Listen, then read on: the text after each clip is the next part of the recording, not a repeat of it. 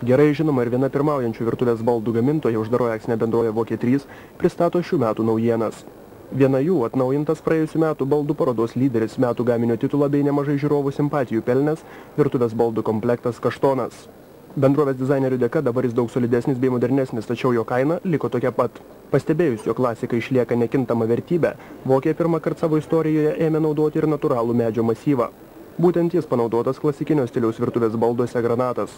Specialistai teigia, jog šis bendrovės gaminys išsiskiria itin aukšta kokybė ir gali drąsiai konkuruoti su kitais rinkoje esančiais natūralaus medžio masyvo baldais. Akivaizdus to įrodymas – parodos baldai 2001 žiūrovų simpatijų prizas.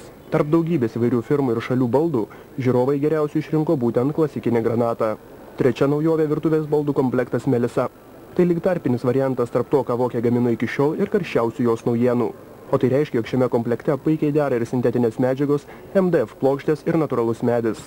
Melisa tarsi apjungia ir anksčiau minėtas Vokies naujovės atspindinčias modernų ir klasikinį požiūrį į virtuvės baldus. Šį komplektą kūrę dizaineriai sakėsi stengiasi suderinti grožį, funkcionalumą bei patogumą ir regis jiems tai pavyko.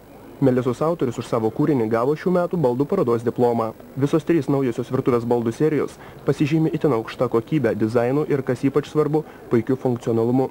Mažos, tačiau patogios smulkmenos, ergonomiškas įrangos išdėstymas, buvimą ir darbą virtuvėje padarys maloniu bet kokiai šeimininkiai.